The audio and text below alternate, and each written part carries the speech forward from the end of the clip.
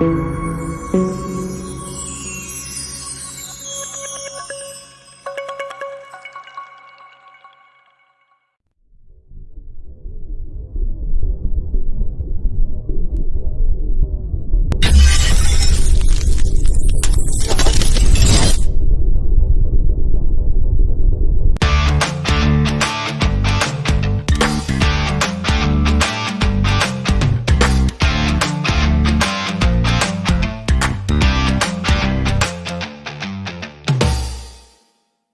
know the auto show is finally back. Have you checked it out yet, or how's that going, or what do you expect from it if you haven't gone yet?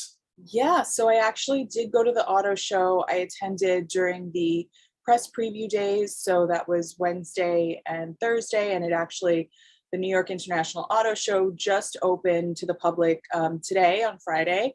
And it's the first time in 2 years. I can't believe we haven't had an auto show in 2 years. So I think myself, attendees, journalists, and also just the car companies were excited to be there. So I actually checked it out pretty late in the afternoon on Wednesday, and it was nice and quiet. I got to go in a bunch of vehicles, and I Nice. think my favorite thing about the auto show is really the focus on, because what you see at the auto show generally is, we're 2022, so you're looking ahead at 2023 vehicles. Right. And when I say 2023, like that's for some reason a good like indicator of time. It sounds like the future, but it's not.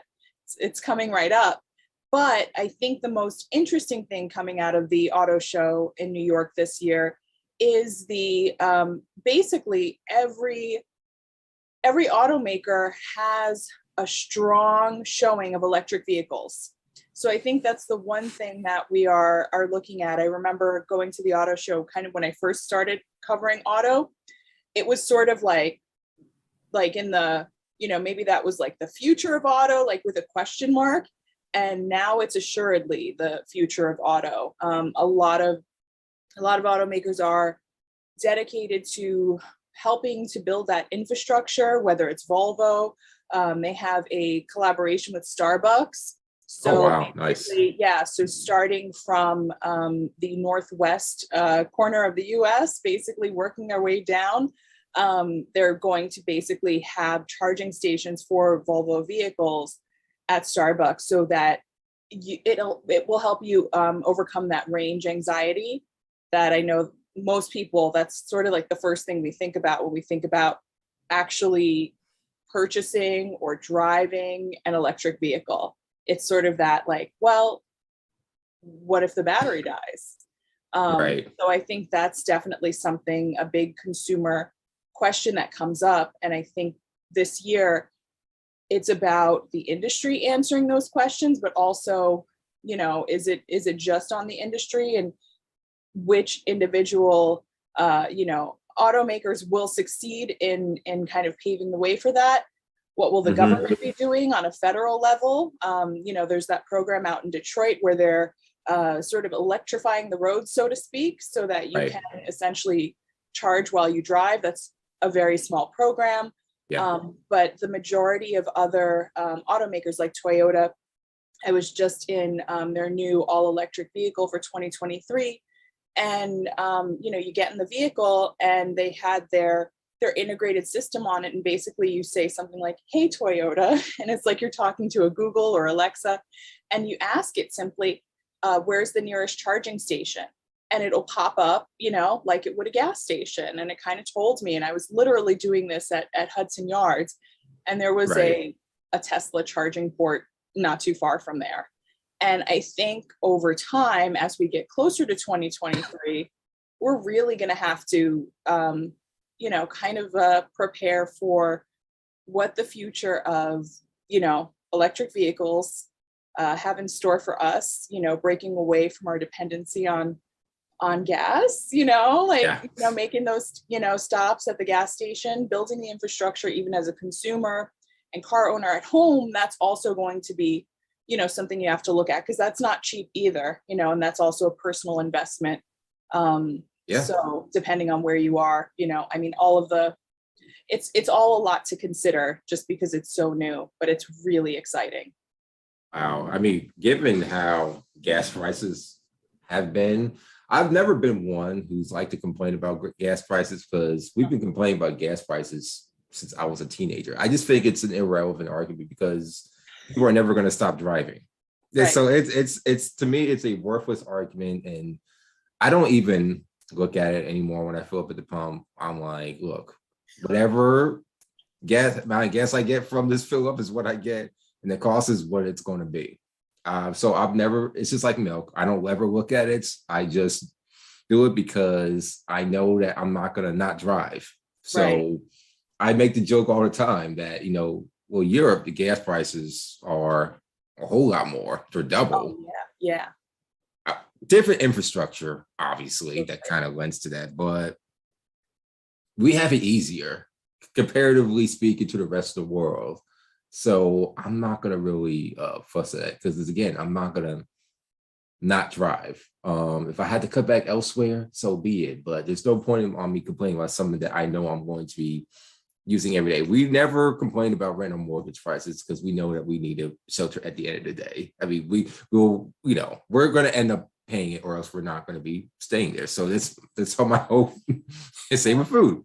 When it comes to those basic needs and the Maslow hierarchy theory, it's just no point on me. Again, that's just my take on it. So I do love that approach, and I think generally, like I'm in New York, and when I get home, yes, yeah, usually I'm driving out of the city to go to like Jersey, maybe, or the DMV area in general, or further up, like Northeast. I kind of stay in the area. I really haven't gone like on a cross country road trip yet, but maybe that's coming. I'm not sure what this year has in store. But I too, like you, it's like, okay, well, if this is the cost of gas, this is what it is. But I think it's interesting that we are having these conversations, and the power of sort of social media and kind of like amplifying certain conversations that are like, oh well, why does the gas cost this, and kind of thinking what the reasons are for why things are the way they are, if you apply critical thinking. Some people don't. Some no. people go off, and that's a different story. But if you do apply critical thinking and focus on sort of, okay, well, how can we make it better? What are the alternatives? I think it's nice to sort of have an approach. That is, if you are in the market for an Right. electric vehicle. Now, if you have a car that's either a pure gas or even a hybrid, that's great too. And like you said, you just kind of have to take your lumps and deal with it, unless you are reverse engineering or something, or I don't know. But I think the future is definitely, the future is definitely coming. And it's not 2023. I mean, I think Volvo was committed to be going fully electric by 2030 in the US and globally. I think the rest of the world will be easier, but other automakers are making similar pledges. So I think that's going to be interesting to see if they keep to their word, and we'll see where we are. Yeah, I would definitely say we are. Is that it's great that we're making these strides on electric vehicles, but I feel like we're doing it from more so a reactionary standpoint as opposed to a proactionary standpoint. Because I say it for this reason. I remember going back to far as early 2000s, and I can clearly remember reading in Popular Mechanics, kind of the geeky side of me coming out, but it was predicted that we would be majority electric vehicles by 2010. Let me reiterate that. Mm-hmm. 2010. And look where we are now. We are so behind on the electric car game in the Western world that it's not even funny. I mean, Yeah. these aren't really. I don't feel like we should be celebrating these ones because this is stuff that we should have been doing. If one really wants to do their homework, we should have had this 20 years ago. That's just me, but our politics have gotten Absolutely. away. Yeah, absolutely. I'm sorry. I agree with you. Talking with engineers and talking with product managers at these brands, they're telling me that, I was like, wow. So, to your point, because I remember reading articles even in 2000, like, oh, it's coming, it's coming. And you're like, oh, okay, when? I don't see it. And even now, I would have thought we would have been way ahead. I mean, we all are kind of still awaiting the Jetsons flying car and Right. other things. But speaking with engineers and actual, people that are working on this technology, we've been developing this since the 70s. Yeah. It's just, the pushback, and I can only imagine everything else that goes on behind the scenes. That's been something that's, definitely gotten in the way. But the technology has been there, obviously not perfected. There's, but now I think every single I can't think of one automaker who was there who did not have an electric showing. Like Kia, Volvo, Lexus, Toyota, Ford, Chevy. I'm trying to think of anybody that I can think of, like Mercedes, and there's even new, entrants in the market. So I say all that to say, I think that's the big topic of conversation. Also, the other thing at the auto show is sustainability. That's always a topic, but really working on making the interiors have like a premium or an elevated feel at every trim level, but with more sustainable materials. So that's definitely something that has improved since, I don't know, 5, 6, 7, 8, 9, 10 years ago. Oh yeah. Yeah. I mean, definitely, like SUVs burn a lot less gas than they used to. Like, for instance, my SUV, I have a Hyundai Santa Fe. Okay. And I used to have a Hyundai Sonata. That actually, and my brother has a Hyundai Sonata in real time. So my Santa Fe consumes less gas than my brother's Sonata in real time. So there definitely is improvements being made, but I feel like we all know it's not even feel like we all know that politics has played a big game, and certainly the oil lobbyists have played a huge role in it. Let's not pretend that that's not happening. It's not so much that people are averse to going to electric. It's just that there's a lot of just political interest involved, and as long as that's involved, we're gonna keep being in this place. We're only really making real strides now is because really we're on the back end of, well, seemingly a back end of a pandemic that has a large hand in this inflation, which is resulting in this large hand of these rising gas prices. So it's not like they just benevolently said, oh, you know what, why don't we just have electric cars now or more fuel efficient vehicles? It's been a procrastinating feature on a lot of people who are stakeholders. So absolutely. I absolutely agree. And I think, I think now that it's sort of coming to the forefront of the marketplace for consumers to actively participate, because so long, if this technology has been developed since the 70s and sort of like, kind of like hidden away, consumers don't really get a fair shot at being, participating and saying, hey, yeah, I would be interested in signing up. Let me learn more. Let me know how this works. But I think we're at least at that place, albeit it's, like you said, we're really light years behind of what we should be, with electric vehicles and sustainability in general. But yeah, and another thing too, LeAura, is that again, not to bring politics into this, but I mean,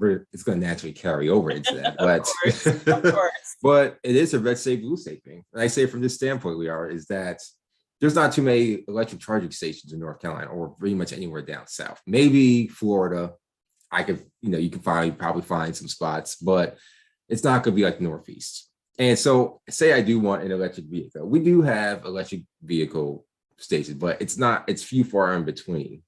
So yeah, I mean, I can run out of electricity real quickly if I'm not smart and savvy. Just like if we were to take all the gas stations and only have a few in the whole state, that's how we would have to prioritize our electric vehicles and our uses.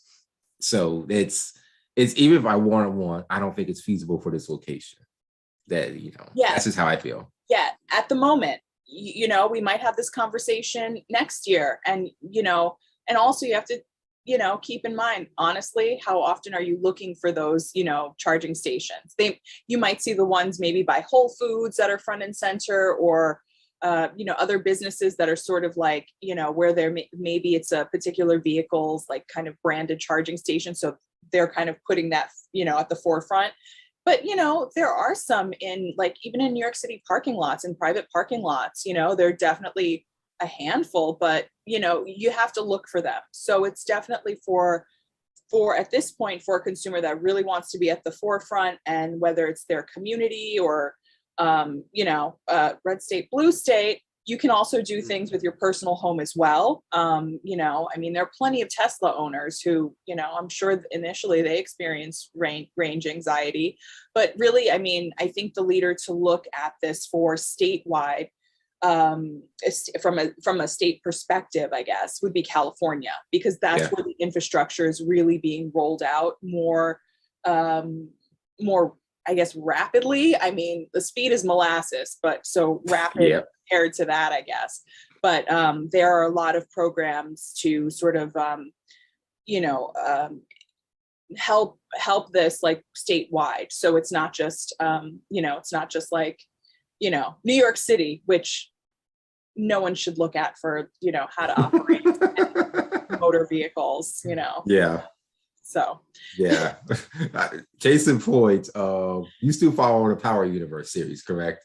Of course. So the joke is that Tariq, especially in Power Book 2 Ghosts, he never drives a car. He's always walking everywhere. And that is probably, I always see that a lot in social media chatter. It's been a while since we caught up to talk, but that was always a social media chatter. Like, Tariq is hardly ever in the car, except maybe one episode. Yeah. He walks everywhere. It's like, dang, like, how's he doing all this but doesn't have a car? Like, oh, and Courtney Kemp, of course, who was the creator, said, yeah, it's New York. Like, you didn't know that. So no, he'd if he'd have an Uber or whatever, even if it's far, like that would be it, or a private driver. But with the situations he gets into, he's not going to be able to trust that private driver. That would be like the first person to turn on him, like, easily. And that would be a plot point. Like, maybe, I don't know, maybe when it comes up or something like that, but he would have to be outside of the door to have a car. Now, I will say, because that is specifically Manhattan. He was in Manhattan. The other characters are outside, so they're in Queens and Brooklyn, so you have more people drive there. Manhattan proper itself, no one is driving, and if doesn't make any sense. So you're not wearing shoes too much. It's not built for the shoe wearer. Like, seriously. No. Like, I tell people out of town, especially from the South, all the time, like, New York, your dress code, it has to be this. Layers, especially in the springtime, wear dark, neutral colors. Do not wear bright colors. And do not wear uncomfortable shoes, because you're going to regret it. If you do bring shoes, have a bag of comfortable walking shoes in the bag. Like, it's a mentality that one has to literally train themselves for, because down south you can just have everywhere, because you literally just driving from, or not even down south, but anywhere that's not New York, or anywhere, even parts of the Northeast. You just go hop in point A to point B, but you don't come to New York just wearing loud colors for one and uncomfortable shoes. Think you're gonna get by a lot in Brooklyn. It's not going to happen. Like, I'm just telling you, you're gonna be miserable. Sensible shoes are, you kind of have to dress like you're ready to do a walking tour, even if you don't plan on it, like you're ready to, I don't know, like walk, I don't know, miles at the drop of a dime. Because if you do hang out with New Yorkers, we will walk everywhere. We will be like, oh, you want to check something out? All right, let's walk over to Times Square. You want to see it? Let's go look at Times Square, so we can go to the real stuff, so we can, like, go check out something else. Like, okay, we're going, but we're walking. Okay. I still actually, to this day, like, let's just say if I park at a grocery store, the grocery store is right over here. Okay. And let's just say the bank is right over there, probably a good distance away, not too far, but okay. I don't ever hop in my car and just drive over there and park. I still go walk from at least a good 100 so yards or so. Like, it's right there. Why am I going to drive and burn more gas? Like, that's my logic thinking. And I can just walk it. Yeah. Especially if it's not that cold. Now, if it's like really cold or bad weather or something, I get it. But yeah, if it's not that cold, why not? For sure. Now, of course, we're talking about transportation in the subways. What has from your firsthand account. What have the subway systems been like? Have you even ride them ever since what happened this past week with the Yeah, shootings and all that? What has that been like? Just I from your haven't. Yeah, so I mean, I think the thing is during I think what the, pandemic sort of exposed was all of the vulnerabilities in every system, right? Yep. So everyone was at home and stuff was happening outside. I know people were, telling stories like, oh, you could see whales in the East River. No, they weren't. But like, it's like, Never heard that one. it's not like some sort of utopia when people aren't in it. Like cities operate when people are in them and function, and there was something to having that, and having poor leadership in terms of government, with our last mayor, and things just really got out of hand. And I have to tell you, like, I normally, in the before COVID, I'd hop on the subway, I'd go somewhere, I'd be listening to music or a podcast. And, you always have to be on alert. I'm from New York. Your head is kind of like always on a swivel. You're looking, you're making sure no one's too close to you, or, which way somebody's going to cut in front of you as they're walking, or behind you, or whatever, as best as possible. You just want to avoid situations. So that's the way I sort of grew up, and that was my approach. You have to be attentive. You can't be like too tense, because you can't be like, you're not, you can't be at fight or flight all the time, but you have to be on alert. You have to be aware. New York has never been a safe place. Let's face it. It's a city. It's a city with lots of people coming in, coming out all the time. Lots of people, you don't know what anybody's business is here. And, the general tone is, as long as you're not hurting anyone or getting in the way, you go about your business, I'll go about mine. And Yep. that's sort of been the case. But, you just kind of watch out to make sure no one's going to be in your business or make their business your business. And, here it's like we have, if we have an uptick in violence and violent crimes, and, it's just, it's not surprising, but it's also not, it's not just gonna magically go away, Yeah. anytime soon. Not necessarily that there's going to be multiple incidents, but, of course, as with traditional media, we hear certain things that are reported, certain things that we don't. I mean, I've experienced, things that I've seen with my own eyes, and there's sort of situations where there's nothing that you can sort of do. And it's just sort of like, okay, well, you got to either move about your day, or, but I mean, I really think everything that happened is really a testament. The fact that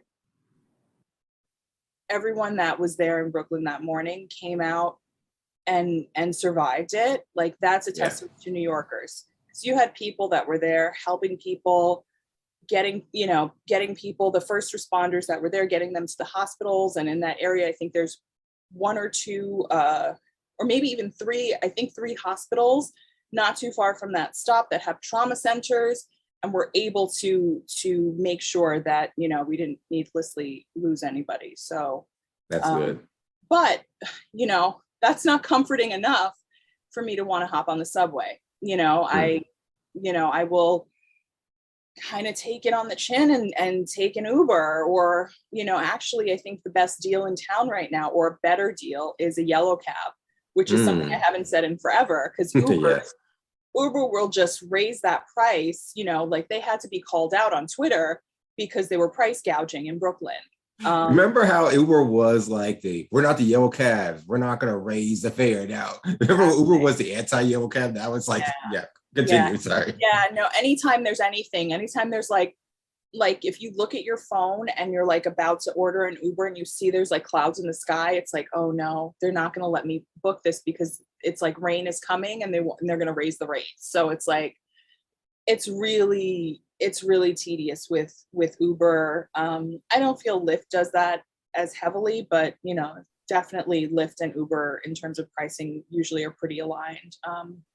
But cabs, I definitely use that app now. I re-downloaded that to my phone. I mean, I ride my bike and of course I walk.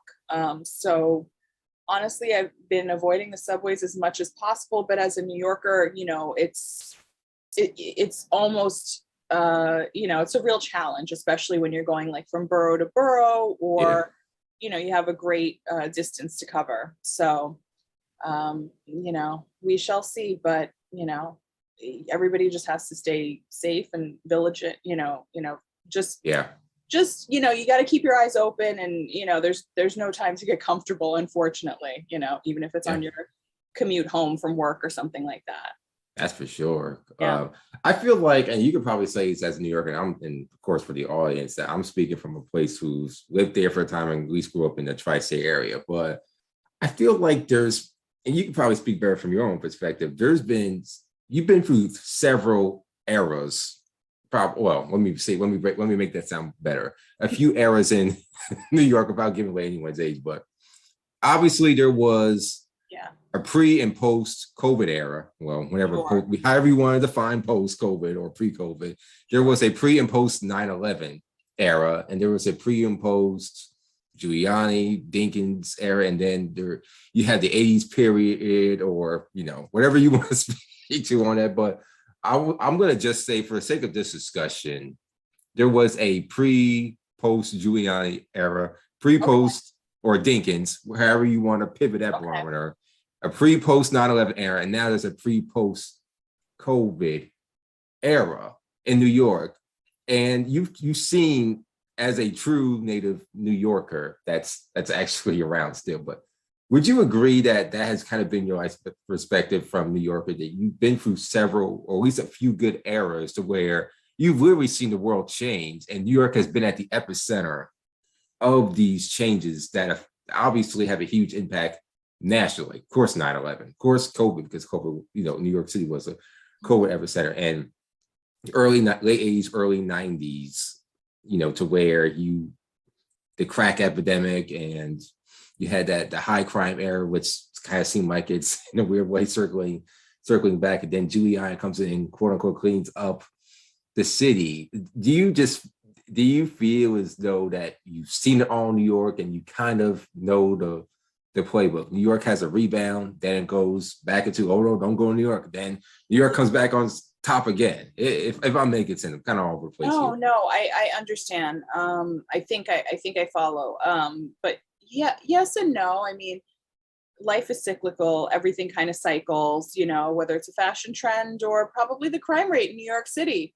I haven't looked at the stats to know. And also, if we're looking at, crimes, like specifically MTA, related crimes. But I will say, I think post 9/11, I think that was sort of, we were more united, against a common enemy, so to speak. And I think there was a sense of probably,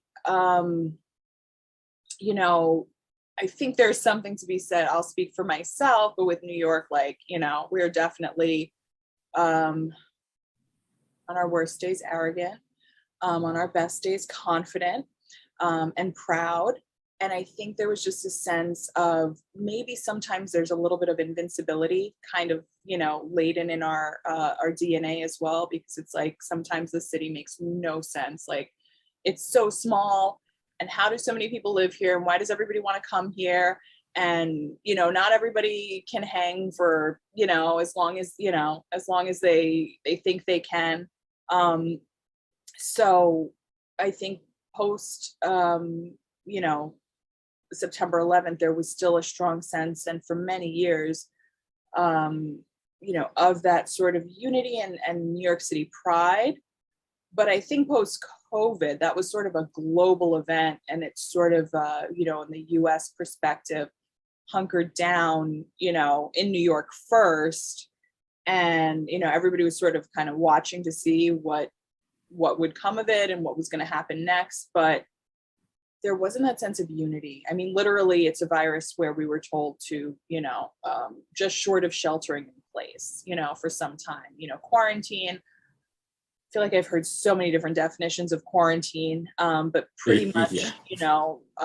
so there was not the same sense, with the exception of a short time period, short in relative, relative to all of COVID and where we are, when we were sort of applauding the first responders at 7 p.m. every night for, a few months. And, but that wasn't really like, not enough to overcome everything else that was going on, because, once everything was focusing on, COVID, relief and attention, there's, other crises going on. Yeah. And, which were already neglected. Oh yeah. And then of course a spike in, hate crimes, and Mm-hmm. that's sort of what's still prevalent, and it just shows itself on the subways. So, you just kind of see that, and you just never know. So I'm not sure if I really answered your question, but I definitely feel like there are cycles. But it's an open-ended question, so yeah, I wouldn't be able to predict it, and I'm not sure if it's at this point, if it's just something that the city can do, or maybe the federal government has to step in to provide more resources, funding for actual programs that will take effect, and actually, not just research for something that might help people 20 years from now, like our former mayor. We're gonna get on that. That's all I need to say about that. We're gonna get on that because I have a lot to say about that. So I would say this, I feel like, and again, I'm gonna be all over the place, so do forgive me, that New York, well, to me, New York is no longer the desired place. We often see these lists, top places for young professionals, at least from my perspective, Black professionals, or whatever, or millennials, whatever category demographic you want to segment it by. It used to be that New York was on a lot of those lists, at least early 2000s, mid 2000s. Now it's nowhere to be found on those lists. It's gotten replaced by the Atlantas, DCs, a lot of Dallas, Austin, even where I am in Raleigh, Durham, but New York used to be on top of all those desirable places. I don't even think it's even creeps up to the top 10 anymore. And that's sad and unfortunate, because again, I'm speaking from an external perspective here, just from observational perspective, but New York was like Los Angeles for a time. Well, when I grow up, I want to go to New York, I'm going to big city, I'm going to go to Los Angeles or Chicago. Mm-hmm. Don't really see that anymore. It's more so these small, mid-sized cities now that are kind of the destinations. And I think a lot of that is attributed to, of course, I would say number one, the high cost of living. Yeah, crime, you get crime everywhere, but things are more manageable when you can afford to live there and afford to play there and all of that. Mm-hmm. And I think New York and even LA at a distant second have those similarities there. But it's no longer the desired place, and people no longer want to relocate to New York, because, especially now since COVID, because, this is a great job opportunity. It's great corporate it's going to have me, it's great position. It's going to have me in New York, maybe outside of the journalism industry, but nobody is specifically going to New York for better opportunities now. And COVID really kind of exacerbated that, especially from work from home life. And you don't really need to do that now. So there's really no attractive draw to move to the city, especially with inflation going everywhere, even down south, where I am. And that's to me, for someone whose family, who has roots there, that's sad to hear. I mean, it's not even really on the list of many people's cities they want to visit, like this spring 2022 season or summer. So that's unfortunate. I got a few hot takes for that. So my instinct as a New Yorker is good, don't come. Yeah. Okay. We didn't ask for you, yeah. But seriously, I do see still a number of tourists. Even the other day I was passing by the Bull on Wall Street, and I was like, where's everybody coming from? And I know it's like spring break, and so kids, families, people of all ages are still coming to visit. Looked like a good cross section of both domestic tourists and also some international tourists as well. And just that's what I observed by listening to languages that I was hearing passing by. And then I would also say you have to think about how COVID itself has reshaped, how we work, right? So, like you said, working from home. Well, home could be anywhere, and most companies do acknowledge that. Now, it's that's definitely going to be interesting, because I know, companies, especially in New York, there's so much of an emphasis on all of these, office spaces. And I don't know about you, but I'm not interested in ever going back to an office full time. No, never. I was that way before COVID, but yes. Right. But why? What is the point? What are we proving? Who is this for? It doesn't make any sense to do that. In fact, it reminds me of sort of watching this show on Apple TV. I don't know if you saw it, Severance. I haven't seen it. It's really I'll good. put it on my list. It's just an aside. Has very little to do with this, but it was just sort of like it's a workplace. It's set in a workplace, or one of the places, and it's just very like, kind of like the cubicle lifestyle. And you're like, oh, is that what it is? You just kind of like going back to the days of like, you work in your cubicle on your computer, and then you have water cooler talk, and that's sort of it. And it's sort of like, no, you just hop on Zooms with people. You can chat with people. There's a million ways to get in contact with people now. And so you can be location independent in that regard.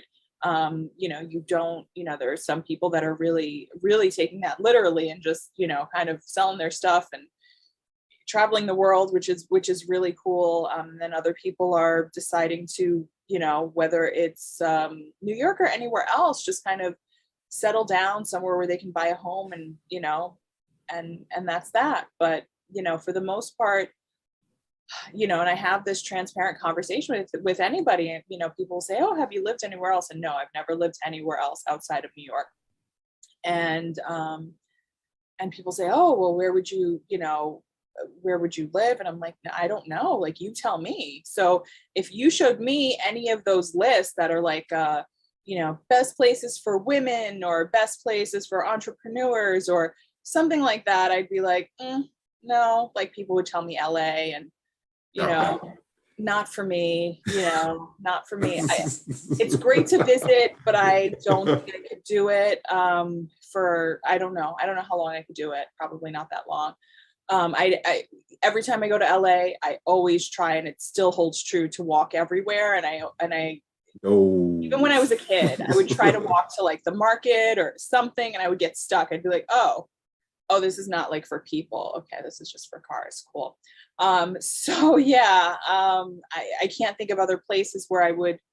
Everything feels remote to me, and New York is so convenient, and you kind of make it your own. You make what you want out of it. So it's sort of like, it's a city it's full of possibilities. And I really still think it's that way. I think COVID sort of dampened people's spirits, but also, like, possibilities a bit. But I do think that will come back. Maybe not in the same way, shape and form as it was before, but I can't think of anywhere else, I might say in the world, that, would be home, could be home for me outside of New York City.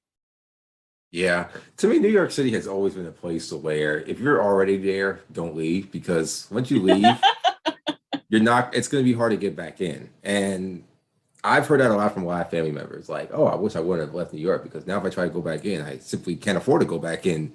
So once you're already there, you know how to live, you know how to live and operate in the city. Exactly. I think that's what it is. You have to know how to live in New York. It's very easy if you have an unlimited, budget, money's no object. Great. Very easy to live. But, you have to be creative for other things. And, I know some people that, their compromise is they have to have washer dryer in their apartment. And I'm like, well, unless you have the money for that, good luck. Or it's like super tiny and it's like, you can put a pair of socks in there and like, I'm like, that's wasteful. But there's certain things and you have to know yourself, to see what you can overcome. Yeah, and it's not for the faint of heart. I mean, yeah, for sure. But if you're someone, I don't even want to say it, but if you're not in shape, or if you're not someone who's constantly on the go, or who's not comfortable with that lifestyle, don't go. I mean, I wouldn't even suggest visiting, because I'm being dead serious, because you're not going to really like it. So if you're someone who likes convenience by car, or right, I'm just saying, if you don't want to have to, like you just mentioned, go to a laundromat, or do. I mean, I would even say that New York City was the only place pre-COVID that you could do food or grocery deliveries before it became in vogue. Yeah. Yeah. It was not uncommon for that to happen up there. No. I mean, we even have even amid COVID, not the peak, because even getting those grocery deliveries were really challenging. But yeah, but true. There are other pop-up services that sort of have smaller markets and do like on-demand grocery deliveries in 20 minutes, so that's kind of popular right now. There's like all of these apps that popped up in the past year just to deliver groceries, and that's big business here. So it's all about convenience. So it's, you get convenience usually with, by paying for it. So what is it that you need to make your life easier, whether that's grocery service, laundry service? It just depends. You know? And people really underestimate that when you're in the city, and if you don't have a car that you actively use, when you go grocery shopping, minus a delivery service, see, in the suburbs, you can stuff your hatchback, your trunk of live groceries. Sure. In New York, you really got your two arms. So you gotta make sure that what you have can fit all here comfortably. Yeah. Even when you're hopping on a bus, a cab, if you're walking. So that really does affect your minus without that delivery service. Oh yeah. So you really gotta be creative in what you're buying and how much you're buying. Because you only got two arms unless you got somebody with you. And I know that for a fact. So as much as you can carry, that's it. Exactly. Yeah. Definitely, for sure. But we're going to talk about the politics part of it now.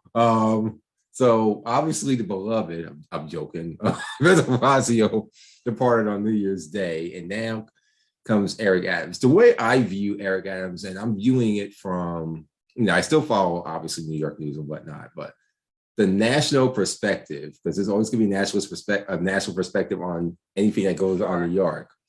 He is this middle of the road, tough cop Democrat who is trying to win over those on, I could be saying it wrong, but the national media will frame it this way: right-wing voters or constituents, because of his tough on crime. If you want to consider it tough on crime, so be it. I don't see it that way. I just think that when you're looking at New York politics from a national lens, it's almost binary.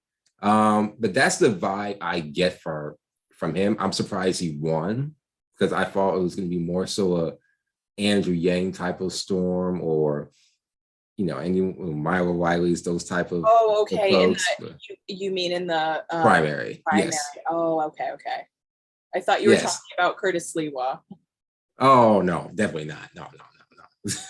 Everybody knew that wasn't going to happen. Yeah. Like, whoever won a nomination, you already knew it was going to be mayor. So it was kind of like, you might as well could have just canceled the general, because the primary was the main decider there. But what are your takes on him so far as mayor? Because he obviously became mayor in unprecedented times. Now, yes, Bloomberg came in unprecedented times as well, but this is much different. Sure. You're combating the rising crime, the hate crimes, COVID, inflation, and divisive politics, misinformation, disinformation. So it's a lot different from 2002 when Bloomberg replaced Giuliani. Yes, you have 9/11 in the backdrop, but this is just much different 20 years later. Like, I don't even know there's too much precedent for any mayor of a large city, like what Adam stepped into. Yeah, I think that's really fair to say. There's a lot, because there's a lot more, I want to say issues. There's a lot more, there are a lot more moving parts.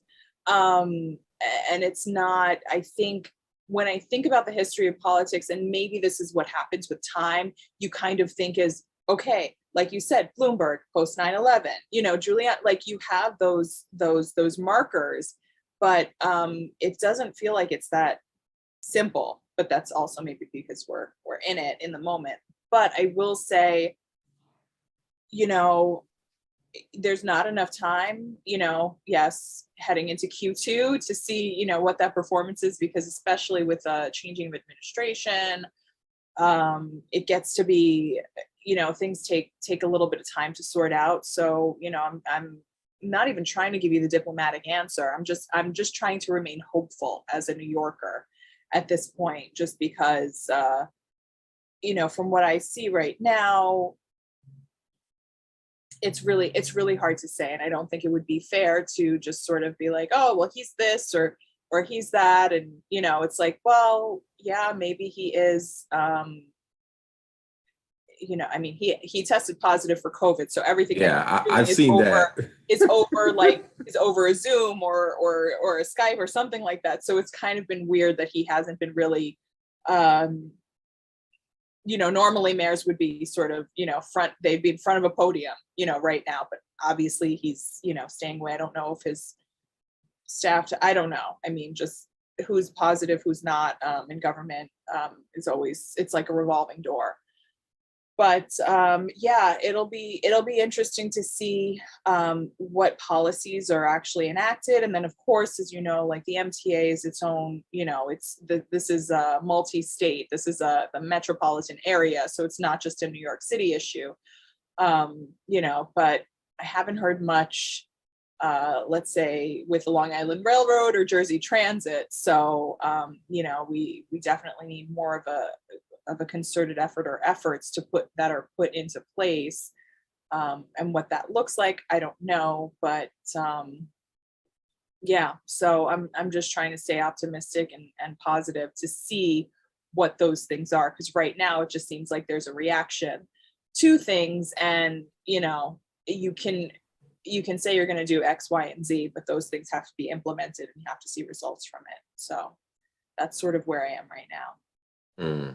That's a good and fair analysis, because I feel it's like this. New York politics are very interesting right now, especially after another beloved quote unquote governor stepped down in August. Oh, well, there's that. Yeah.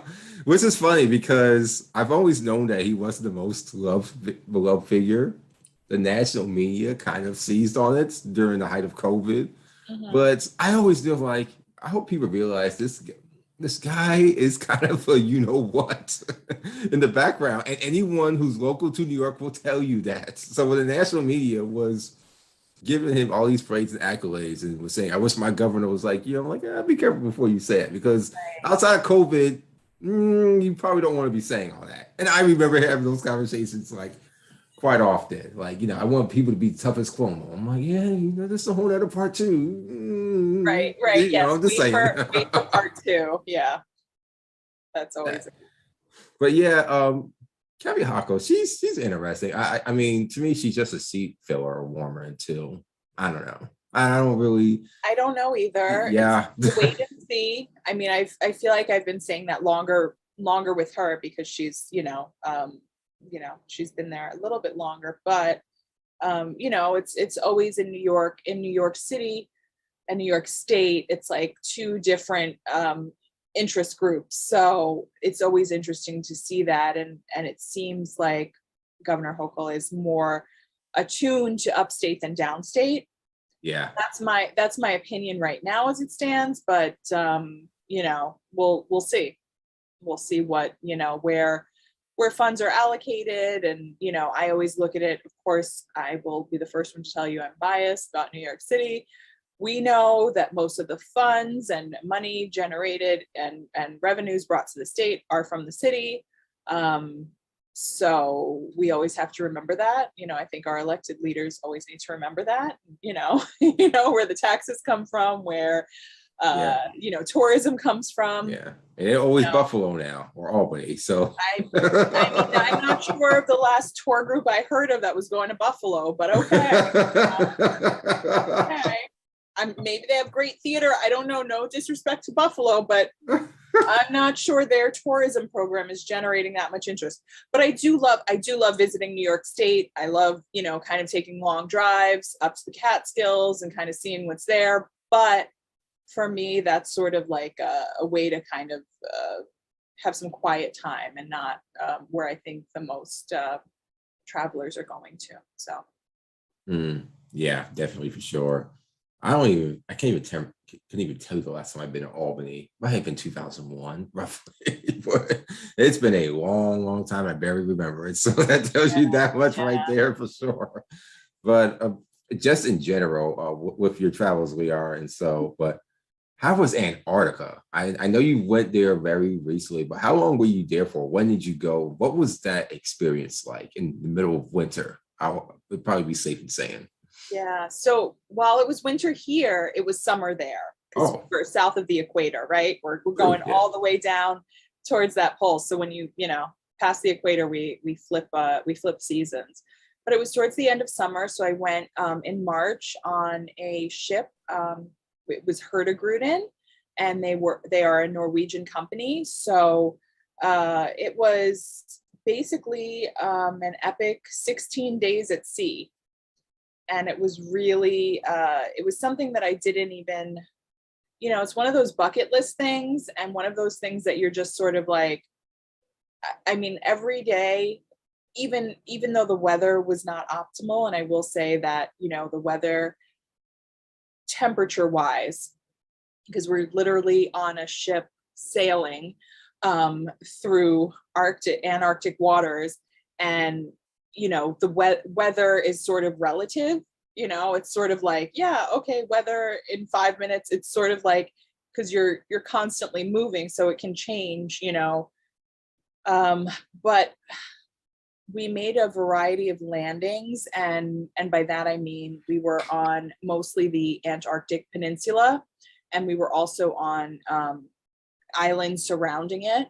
And basically, there were some days where I think the worst weather was when it was windy, and when it was also like sleet and hail, kind of like pelting you in the face, and it's just like you and your layers to defend yourself. That was sort of the worst of it. But it really, I know in the news, not too many weeks ago, like 1 or maybe 2 or 3 weeks ago at this point, but there were reported temperatures that it was sort of 70 degrees above normal during this time.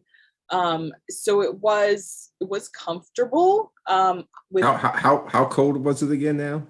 So it was probably close to, we're close to freezing, right? Oh, okay. On the whole, but there were plenty of days where it really, if the wind wasn't there and there was no precipitation, snow or sleet, it was, in the 30s and didn't feel that bad, or, high 20s, low 30s, maybe a little bit, and of course, the thing I will say about this is once you get past a certain point, your phone isn't working. So it's not like you have weather services. So you can look at Antarctica, but you're kind of getting the weather from like the Antarctic Circle, which you are not going to get to because that's way further, like inland, right? So you're not going to get there by ship. And that's way colder because that's obviously where all of the, snow is, and that's where the landmass is. And, we're not going to get there by ship. But I didn't find that it was as cold as I thought. And whether that's my perception or global warming, I think it's a little bit of both. Coming from New York, I think we had a cold winter. So I felt like I was prepared. And of course I got the right gear. Right. I think that was the key, really going to some really great shops and getting the right gear for being outside in inclement weather for some time. So the first thing most people should know about getting to Antarctica is how you get there, right? So coming from the States, you're usually going to fly down to either Argentina or Chile, and it depends on your provider, like your ship, if you're taking a cruise. And that's how most people usually do it. And basically, for me, I went from Newark to Houston, and then from Houston, Santiago, Chile, and that was 9 hours, Houston to Santiago, Chile. So we're really going far south. And then there we had a layover for one night, but we had, due to COVID requirements, we were quarantined in our hotel rooms, and this was every passenger for the ship. So we were quarantined in our hotel rooms. And then the next day, we had a shorter flight from Santiago, Chile to Punta Arenas. And that's like almost at the bottom of South America. And then from there, a short drive to the ship. But at each stop, you're kind of getting a COVID test. But that was, of course, during the time that I went. COVID, restrictions, as you're a traveler, they change. They change every 2 weeks, every week. So sometimes you'll have an itinerary planned around things, and either it'll, to your surprise, maybe open up, or you might, have to meet certain, more requirements. But once we got to the ship, we got on, and it was great. So we were sailing probably about 1 day south from like the bottom of South America, where at the port you could literally see, once we pulled out of the port a bit, could literally see Chile, and you could literally see Argentina, kind of once you look north. So going south, we cross what's known as the Drake Passage, and that's basically the rockiest waters, just because you have oceans meeting, and you can get seasick, maybe not. So there's like already adventure. You haven't even seen anything yet, basically. But I will say the one thing that was really beautiful before we hit that Drake Passage was seeing the Chilean fjords.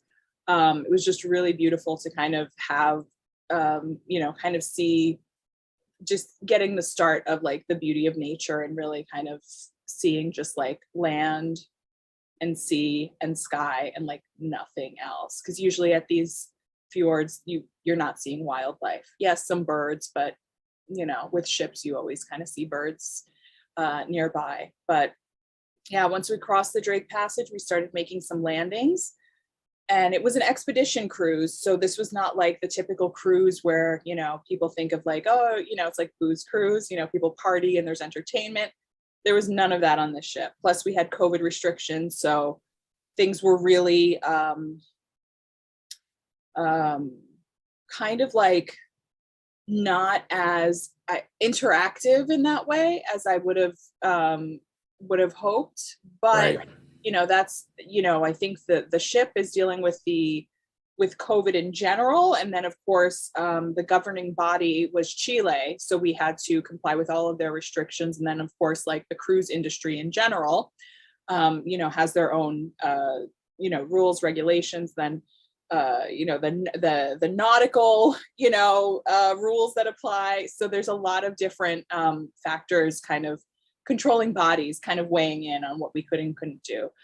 So like, for example, there was, we were trying to make a landing at Cape Horn, and that's a notoriously difficult landing, and we couldn't do it just due to the weather. So from there, we kind of just pressed on, and essentially once the passengers, were able to make our expeditions, we basically suited up and geared up. And like for me, I wore like a pair, like base layers. So I had like 2 pairs of base layers on, 2 bottoms, and then 2 tops, and then like a pair of wool socks.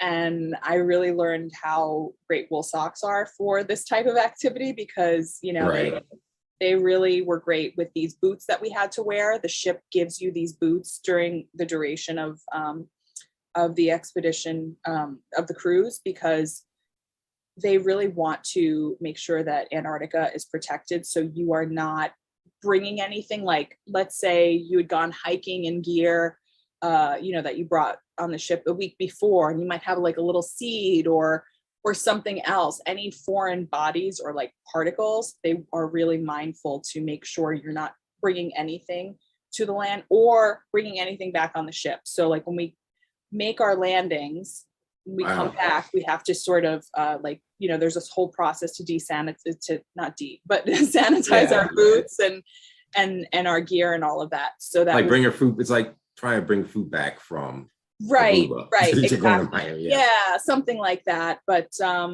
yeah, so the landings were really you know, you saw like it's so hard to describe because we went to this place called Deception Island. And most of these places where we're making these landings are the sites of wrecks, because that's the thing with Antarctica.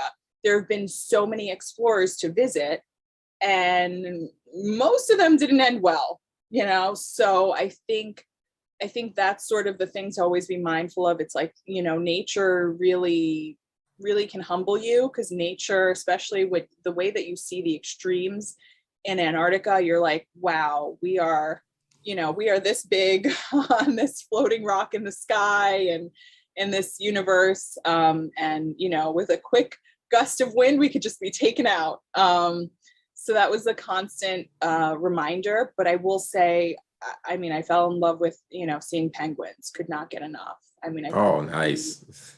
But, you know, beautiful. I mean, obviously beautiful to see mountains and all of these things, but the penguins, and I think the thought is like when you see one penguin, you know, usually there's a colony nearby, so that means there are thousands, you know. So every time we go on this ship, there were expedition leaders, so there was somebody who was like the, you know, the experts when it came to birds, and I would say, hey, how many penguins are here? And, you know, his replies would be like, oh, well, we don't really know. Because they count them in pairs, and, you know, they are on and off land at this period. You know, you have the chicks that have hatched, and then you have you know, and they're waiting, they're eating, you know, limited krill, but, you know, they're trying to get food.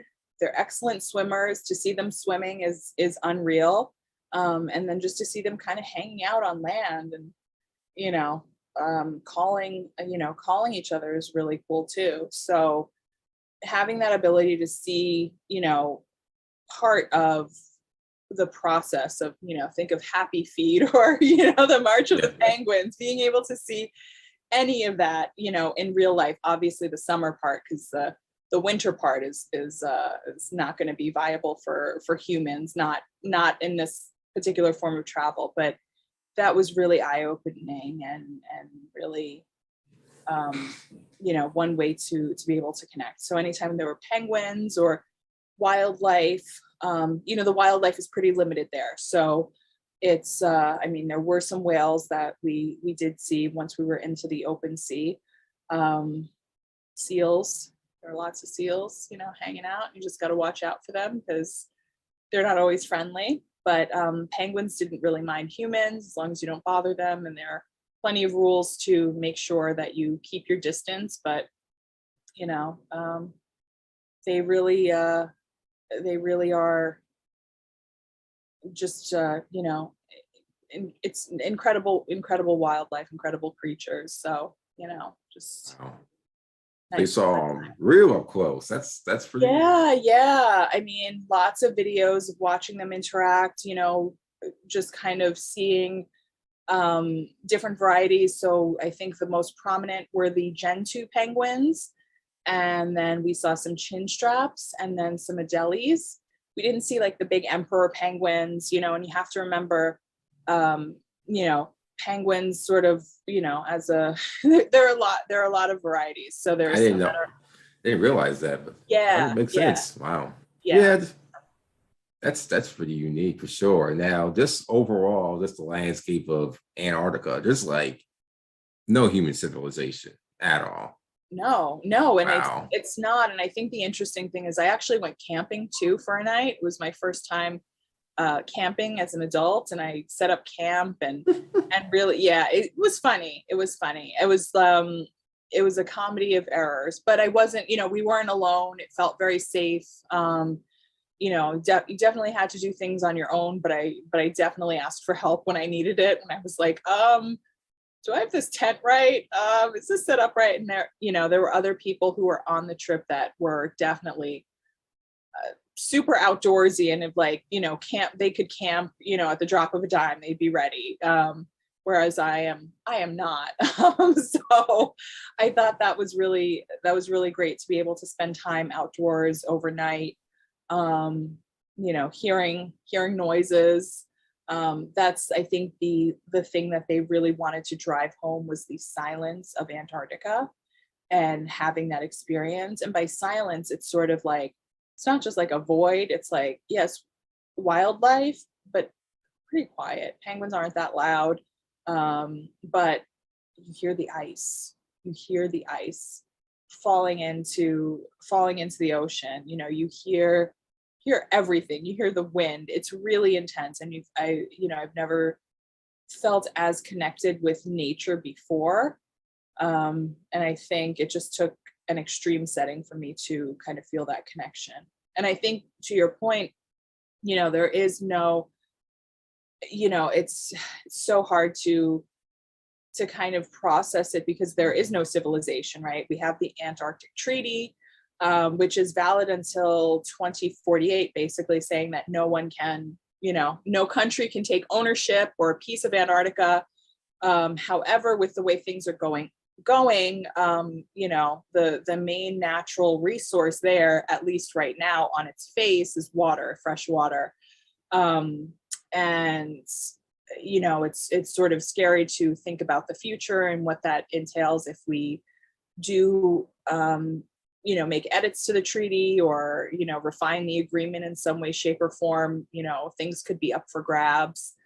And it's very tricky because you really, I think every scientist that's there on the ship that I was on, it was also a part of a research, it was a research ship. There were researchers on it, specifically for whale research. But, I think even from some of the people that are on the ship, they have mixed feelings about having tourism to Antarctica. So it's kind of, it's full of all of those types of discussions and topics. But I really think, it's a must visit if you can. If it is on your bucket list, you have to plan ahead. Yeah. It's basically like almost 3 weeks of time for this type of trip, and planning appropriate wardrobe and all of those things. But like I said, I've never felt closer to or more connected to nature and the planet, because I felt like every expedition landing we made, every site we went, every harbor, bay, island, and even on the peninsula of Antarctica, we crossed the Antarctic Circle. I just felt like I was on another planet, even though it's our planet. So I really think there's something to be said for having that feeling. Now, I'm sure there's other ways to do it, but with that in mind, it really definitely opened up my interest in exploring the rest of the planet, like going up to the Arctic Circle and seeing polar bears and all that good stuff. So and kind of seeing what how we're treating our planet at the North Pole. Right. So Is that next on the bucket list too? yeah. I mean, maybe not quite the same thing, but just kind of, maybe going to Alaska, within our country. But maybe, that might be, I might wait a while for that. I don't know. We'll see. Okay. Now, this particular trip with Antarctica, LeAura, was that sponsored, or was that just you just wanted to check it out? So I was on assignment for a Gotcha. publication. So I was there covering it as a journalist, and Gotcha. I'll share the link for that story when it's up. But that's coming soon. So yeah, but that one wasn't sponsored, but I definitely have some others that are in the coming months. Gotcha. What publication was it, if you can say? Sure. So it's for Ebony. Oh, Ebony Magazine. Mm-hmm. Oh, okay. Yeah. Well, that's Yeah. great.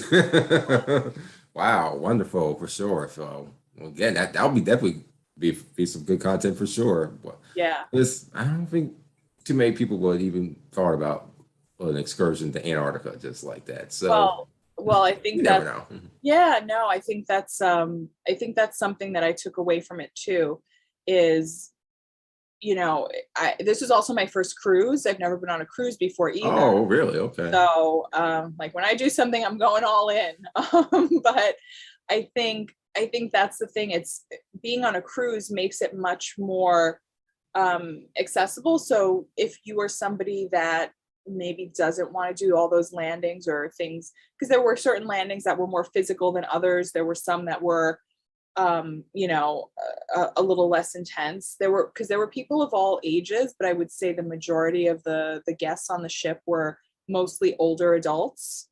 So I'm talking about probably 650, late 50s, 60s plus, retired couples, maybe one parent, or parents and their adult children, but very small groups, like an adult child or two, or one parent and one adult child. So, it's definitely not for, kids. It's not like a Yeah. family kind of a thing. So it's definitely something for those that are really, have a specific interest. But I think the way at least Herdegruden has done it is really,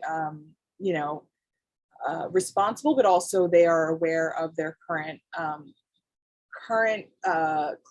clientele. But I will say they did also start a board, Black Travelers Association, for Okay. the cruising industry. So I really do believe they are going to be a leader in expedition cruising, but also cruising in general as an industry. So their objective is to sort of work with Black experts in travel, and there are 6 board members who have that expertise, and they're really working to sort of remove some of those barriers to entry, but also just bring awareness. And this is not just for Antarctica, but this is for Herdegruden.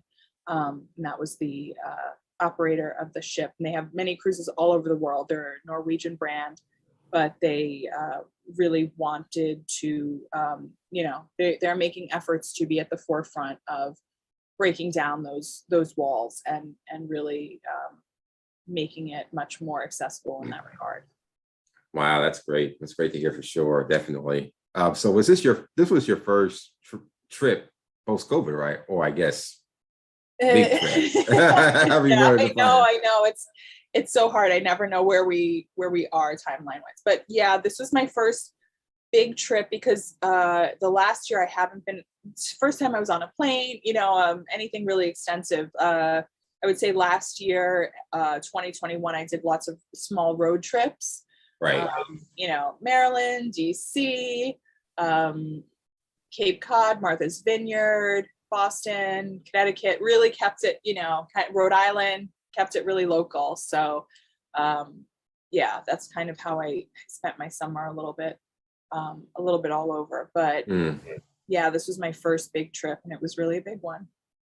It definitely sounds like it for sure. Now, this overall, because this is technically still a podcast interview, just for the audience sakes, what do you do exactly with Ever So Popular? How's that going right now for you?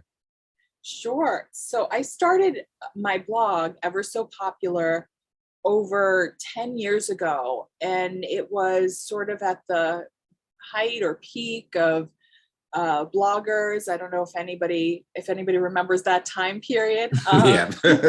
Right. But it was that time period where social media was just sort of starting, but people had blogs and Tumblrs were really big. And I really started it as a lifestyle outlet. I was writing for mostly print publications at that time. And, all of those outlets are, RIP, no longer with us. But I've Right. been maintaining my blog. It's definitely gone through many, makeovers and iterations and all of that good stuff. But and from there, I've also been working, as a social media influencer. And I mean, I think my proper title is content creator and digital strategist. So I, create content that you see online. I do a lot with mostly in the fashion and lifestyle spaces and beauty.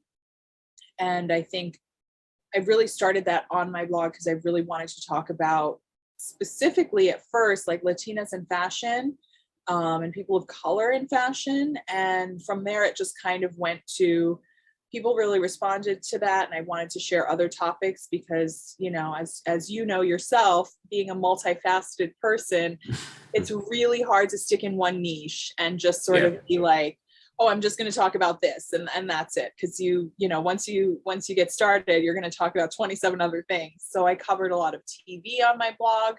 I don't do that so much now. I think sort of during the pandemic, like the height of it, I was, because that's sort of all there was. But I think now I'm sort of more shifting to, we'll see. I really want to travel more and explore what travel looks like. And I also really enjoy talking about food. I'm vegetarian. So kind of plant-based options are really great. And, I think my struggle with that was, before the pandemic, there was so many great restaurants, but due to the pandemic and closures, a lot of great places have, gone out of business. And so it's sort of, I think we're all sort of kind of readjusting to the world. Some of us are. I can't speak for everybody because some people I think have not been impacted, I feel like some people have been maybe minorly inconvenienced, and some of us are really struggling out here. So there's a full spectrum of things, but I really try not to talk about anything too charged. However, I did do a campaign last year, the year before. Wow. Again, time it flies. Basically encouraging everybody to, wear a mask and wear it properly. But get tested frequently, or so I think that was a campaign that I was a part of with New York Health and Hospitals. That was really meaningful to me. But I also partner with other brands to kind of talk about a variety of things and produce content for them as well. So that all was sort of born out of my blog and Ever So Popular. And so I think the majority of my content lives on social media now because it requires so much attention and regular posting. Whereas with my blog, I could kind of get away with posting, uploading stories maybe once or twice a week. And, that's definitely feasible, whether you have other projects going on. But with social media, it requires much, much more attention. And even though you might think it's just one post on Instagram, now with the push for videos, it's like, well, if you go to an event where even if you do a day in the life, it takes time, it takes time to capture short form content. And I think sometimes that's even, more of a challenge than traditional media. I remember like sometimes I would hop on for a Zoom to interview a celebrity maybe. And, I interviewed, Misty Copeland last year, Oh, wow. talking about, some of her influences and her relationship with Boys and Girls Club of America. And that was quick. That was one of those things. You hop on a call with somebody for maybe 15, 20 minutes and, you do your interview and it's done. But when you're shooting content, if I was to shoot like a day in the life of, I've got to, make sure to capture content from, each hour, each significant part of my day. Yep. And then edit it together. So that's going to take more than, like a 15, 20-minute interview, which is like, you would think because it's sort of like a celebrity interview, it's going to be more, there's going to be more work involved. Of course, like anytime I do an interview, I like to research somebody beforehand. I mean, there's all sorts of work that goes into it, but I will say, I think people really don't know how much work goes into to social. So that's my 2 cents on that. Do you feel, LeAura, that the way social media constantly evolves, do you feel the algorithm, the ever-changing algorithm, makes it more difficult or more tedious on what you got to do to make sure you get more eyeballs drawn to your content and such? It's a good question because I feel like with Instagram, the way it is now, with the specifically Instagram, I pretty much really focusing on a strategy currently for TikTok. Um, I really haven't, I pretty much neglected most other social platforms because Instagram requires so much. It does. And I will say, I think it's sort of like not even attracting new eyeballs, it's even maintaining the ones that you have because of the way is it chronological? Is it engagement based? Like, so, the thing is, it's like you might have, a certain number of followers, but Instagram is going to decide, oh, I'm not going to show all of this to all of your followers. People who have agreed to, okay, I'm going to follow you. They've clicked that button. Instagram is deciding, oh, we're not going to show you. And I understand if you're talking about like somebody with, somebody who's following like thousands of people, sure, hundreds of thousands of people, sure. But I think, I think that's what strategies are based on. I mean, strategies are not just based on good content. Good content is not enough anymore. Unless you can go viral like multiple times, or kind of figure out a way to do that. And the only people that I really find who are able to do that are more sort of the comedy and commentary commentary creators who are sort of like either they kind of create a series, or they're able to kind of do things that are funny and resonate and like kind of replicate that again, not the same thing, but like whether it's a character, kind of do something else. But it's hard when, if you are the type of creator like I, post a lot about fashion, how to stand out in the crowd, that is a bit challenging. So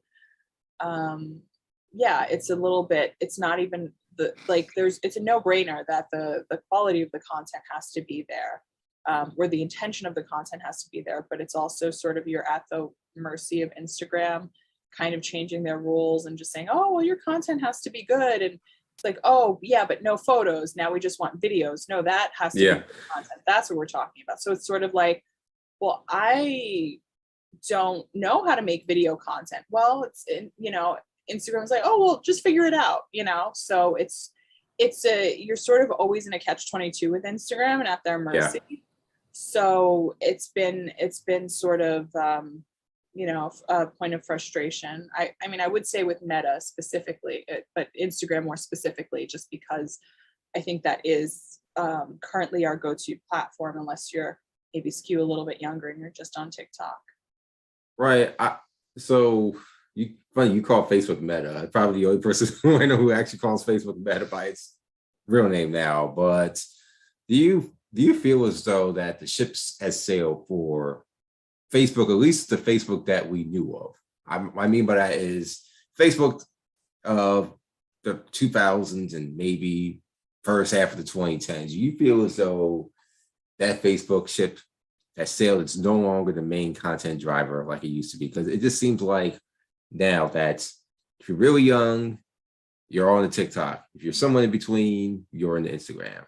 If you're really older, the folks that found refuge in this Facebook, and it took them forever to get on, but if they're going to go on any social media platform, it's Facebook. Do you agree with that perspective?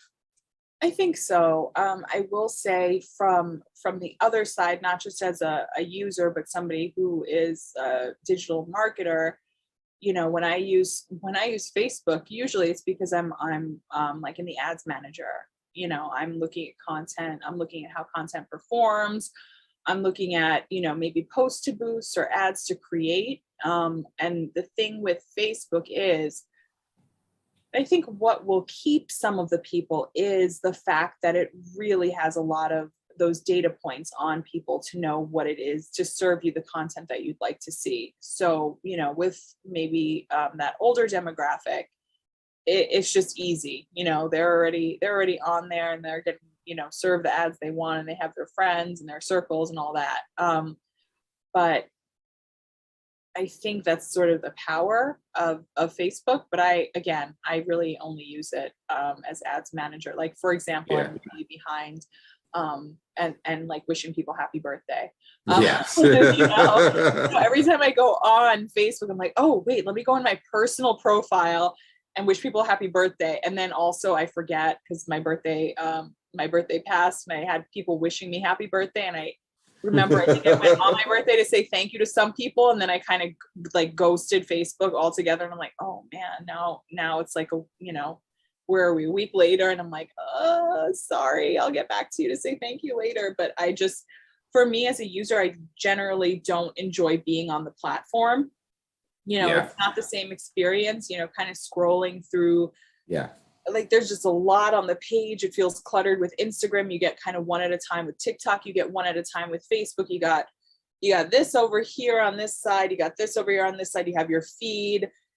It's just a lot going on. And it's like, it feels like, it does feel, it feels like the user experience is just not as seamless. And I find myself always just sort of like, oh no, yeah, I don't want to be here. It's constantly like reminding you like, oh yeah, this feels clunky, or this is not like, this is not the way that I want to engage with content. I actually worked with Meta when they rolled out their Reels program. So Facebook Oh yeah, I was about to ask about that. was rolling out Reels, not just Instagram, but Facebook.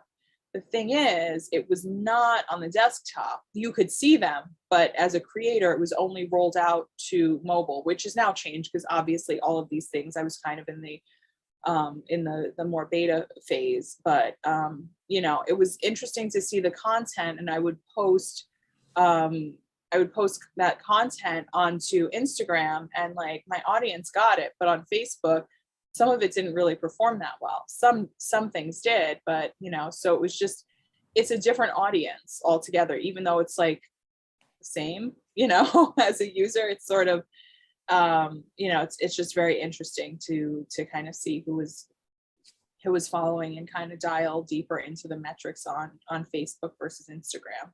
But that's sort of from the other perspective. Yeah, I feel like Facebook now is simply a legacy social media platform. Like it's a legacy social media platform, and it just tries to stay relevant by, well, Instagram is doing Reels, so are we, or we're gonna have something that's comparable to TikTok. So I just feel like it's just a legacy social media platform now that's, Well, but it's very powerful just because of all the data on the back end, True. for advertising. So I think it all kind of is sourced from there. And it's like, you can't, to do advertising on Instagram, you have to go through Facebook anyway. So it's still going to be a tool that a lot of people use because it's used by marketers every day, every minute. Oh yeah. Yeah. So yeah.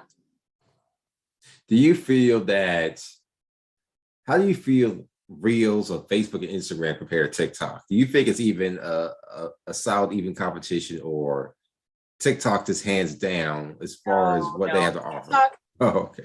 TikTok is a superior app. I'll just say it. I mean, it's what the kids are doing. It's the moment. It's unfiltered. It's the things that people like about social media. There's some people that do very polished content. But there's some people that are really, they gain a following or they can go viral off of one video, and they might, just have that one viral moment and just kind of go back to like there were plant people that were, they have the ability to, okay, let me tell you what's wrong with your plant, and diagnosing and helping people, with their house plants and stuff. And they might go viral one time, but then just kind of go back to kind of maintaining that content. So it's not like there's always exponential growth with virality on TikTok. But I think that's true of most social media platforms at this point. But I will say the algorithm, even though there have been changes, it does still feel authentic, because even the comments on TikTok is like, oh, the algorithm has brought me to the right place. There's constantly a discussion of that also. So it's very interesting in terms of transparency to what what's happening on the app. So, you know, when there were Black creators who were saying that their voices were suppressed, they were saying it, you know, they were saying it, and really trying to cause a groundswell and kind of have, you know, people actually react to that, you know, TikTok. And then of course, if it's happening on TikTok, if it's happening on one platform, you know, it's happening on other platforms too. So it was definitely a valuable conversation to be had. And you know, there were definitely things, you know, things that were put in action. But I think with TikTok, there's a speed at which things move. There's a speed, there's a reaction. I mean, there's drama on there that I'm like, like sometimes I'm not on TikTok. Like for example, when I was in Antarctica, we really didn't have strong Wi-Fi. So there's only certain apps that worked and some didn't. So like TikTok didn't work. It's, you know, video. So I was kind of late on some stuff, like some of the big trends that were happening, and my friends would catch me up and they would send me videos, and then just eventually I'd be like, whoa, this happened. Oh my gosh, this drama. And it kind of just like, it kind of just draws you in. It knows what you want very quickly, and you know, and kind of shows you random things too, which is really cool. So it seems like it still works. You know, I think with all the platforms, they're moving to, I guess, the digital QVC or HSN model, you know, where things are shoppable. I think that's the priority with Instagram. They want all their creators to have shoppable pages, but with TikTok, they literally have set up, you know, live features so that you can, you know, you can really do that. So I think, you know, in terms of monetization, I mean, that's where all these apps are going. But yeah, Cool. TikTok is great. Right. I feel as though, and again, I could be speaking from my perspective. What do you feel about Twitter before I go on? I feel like Twitter it's for a niche type of user, Yeah. like a journalist, but I Yeah, don't really see it too democratized like the other platforms. As somebody who is in media, I just stopped using Twitter kind of amid the election, because it was just too much, and anything that you posted was like, oh well, what are you trying to say? It was like, you know, there was a political inflection, and it was like, I think I was just you know, tweeting about like Starbucks or Dunkin' or something like that, like who would win that, you know, election in this country, and people just I don't know, like that's the thing with Twitter for me. It's like there's no chance for nuance unless you have a thread, but even then things kind of, you know, things kind of get out of hand, even if they don't, or they just fall flat, and it's sort of like, I'm not writing jokes. I don't need to have like a punchy, like one liner, like a joke that I throw out there. I'm not trying to poke at people. So I very rarely I'm pretty much inactive on it at this point. Gotcha. So yeah, and it's also probably one of the best tools to get American Airlines to respond quick to you when you have I don't know if it's as powerful yeah. I think it It could be. I think it used to be a great driver for customer service, but I think most of these companies that were, you know, big, if they have pork, you know, they don't care anymore. So before it was like, we don't want people talking junk about us, and so we don't want no bad PR or right. publicity. So we're gonna have someone who's actively monitoring it for customer service or customer support. Now it's just like, yeah, whatever. Well, too bad your flight's delayed 2.5 hours. Yeah. You know? Okay, go fly with someone else. Right. What's your opinion on Reddit? Do you feel that I feel like that has a place in right-wing America, for sure. Yeah, I mean, I personally don't really, you know, utilize Reddit. I definitely see stuff from it, but yeah, I mean, it definitely, I feel like you are one step away from a conspiracy theory with every like Reddit post. You're like, what? Yeah. Yeah, it's always something. You're just sort of like, wait, what? What am I looking at? I was looking at like I think I would, like maybe something for like, I don't know, an at home, like, repair, something like how to fix a flat tire in your bike or something like that. And then you're like, a few posts later, you're like, whoa, what is this rabbit hole? But then for that, now I can just kind of like, I'd rather look on YouTube or something like that. But, Reddit is sort of like, I feel it was sort of handy for certain things, but yeah, the way it is, I don't feel that there's much of a community in that regard. So I usually am um, not on it too much. Right. And LinkedIn, I feel as though LinkedIn is a X factor that we might all be sleeping on. But I it's think so very, would too. you agree to that? Yeah, I think so too. I really think they're trying to make a push, and even hearing about like LinkedIn influencers, and that there are sponsored posts that are going on now, and it's sort of like, and I'm sure were sponsored posts before, but there's now that people are talking about it. Yeah, I think so. I think there's a lot. It makes sense because it's already like a niche unto itself. So yeah, it'll be interesting, but again, it's another platform. So what do you have time for? You have to figure out for you what makes sense. Now, if you're somebody who Hmm. is like, not creating like visual content on Instagram, and you were more of a Twitter person, and you are working in the corporate world, it makes more sense to be doing whatever you're doing on LinkedIn than Twitter. So I agree. Sure. And I do feel as though that LinkedIn is at the same time, it has to be careful that it doesn't fall into the big tech trap. I say that from this perspective. A lot of content that I'm seeing now is very progressive leaning, which again, nothing wrong with that.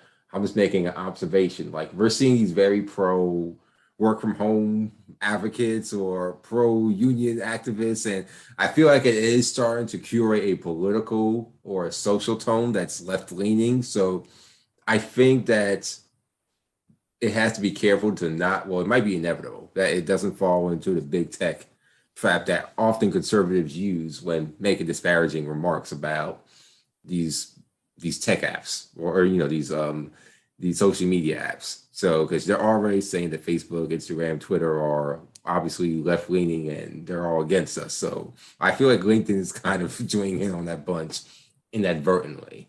Because all I see on LinkedIn now, from my observation, is we got support maternity leave, or it's very coded language, but it seems like it's veering that direction. Again, just my observation. Interesting.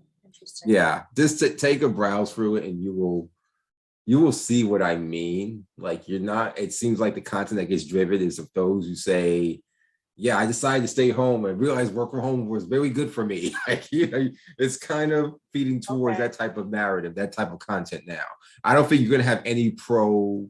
Let's go back to the office people's content getting driven up on LinkedIn. Interesting. Yeah, just something to keep an eye out Well, for. I'd love to see that. I'm watching on Apple TV, I'm watching We Crash, the series based on the story of WeWork. So not the Hulu documentary, which I also watched, but like, I've constantly I've worked at a company that had WeWork office, and the culture is definitely very very interesting. But to kind of think about shared spaces and all of that co-working spaces, especially now, like I don't even know how you do it, but um yeah, I think that's very interesting. So I do feel like a company like WeWork could be like, hey, you want to come back into the office, right?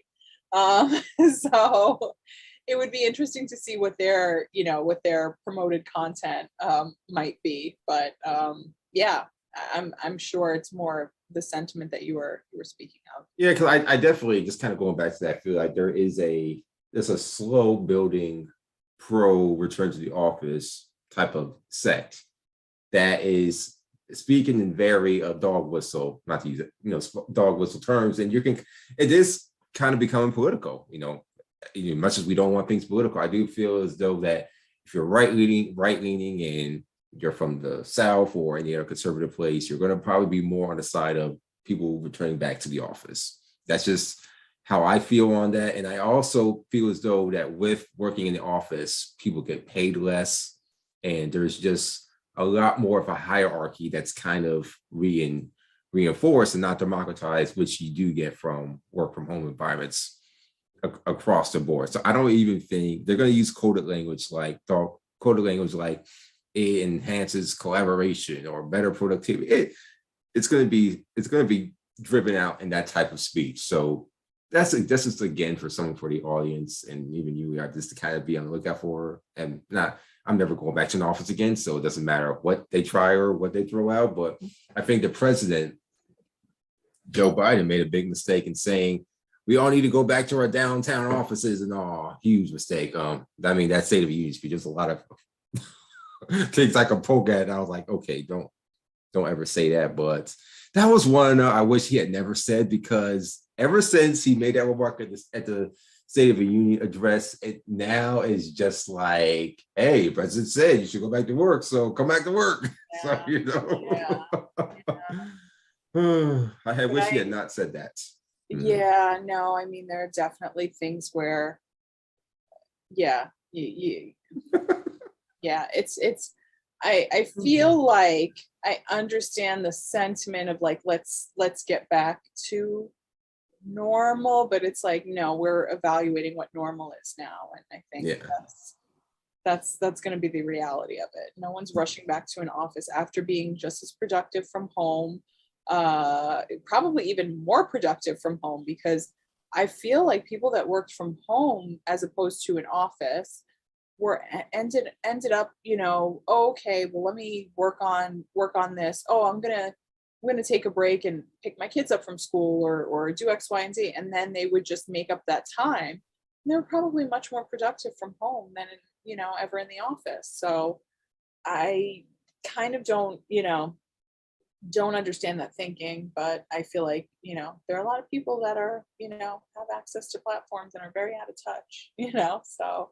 Yeah, exactly. And that's kind of up there with outdated, just like what we were talking earlier about the electric cars and all. That's another practice I feel as though that we have yet to really modernize, that we're way behind on, is working. I don't even like using the term work from home. I like to use the term work from anywhere from this perspective. Yeah, sure. When you say work from home, I feel as though a lot of let's go back to the office type of people who are doing remote work, they try to replicate an office lifestyle remotely. For this, I'll give you one example. I tried working with one company. They wanted you to be on or at a desk for literally 8 hours at your home desk, and it has to, like, you know, you couldn't be elsewhere. Like, you had to be at that particular spot, approved spot, for that amount of time. And you had to always be on. And it wasn't really an asynchronous environment. So I feel as though when you say work from home, you give license to organizations trying to mimic in-office life at home, which to me is a complete utter failure. Yeah. And people end up quitting and just not really trying to vibe with that. And I even quit. I'm like, okay, look, it was more micromanaging going on than probably would have been in an office. So that's just problematic right there. So I prefer the term work from anywhere as long as you have Wi-Fi, because to me, you can be just as productive if you're sitting in a car, in a coffee shop, or in your outdoor patio. Absolutely. Exactly. Or if you are at a beach and on a beach chair. So, hey, that's just my take on that. You know, others probably will disagree, but hey, again, my take on that for sure. But definitely, I definitely appreciate you joining me here today, LeAura. This has been a very fruitful interview and such and everything. So thank you for coming on a virtual couch. And so for folks who want to follow you, tell them the best way that they can do it. Well, thank you so much, Clay. It's always a pleasure to chat with you. Anyone who wants to can connect with me on Instagram. It's at LeAura on Instagram. And you can also find me at eversopopular.com. And yeah, and I'm also on all the other platforms, but you know, that's my main focus. So yeah, just eversopopular.com and at LeAura on Instagram. Good. Well, you heard it there, folks. So definitely check her out and be on the lookout, especially when you drop that article with our content from Antarctica. I'm definitely looking forward to seeing that. But until we meet again in person, LeAura, thank you again. Have a good rest of your afternoon. Enjoy the auto show for me. Thank you.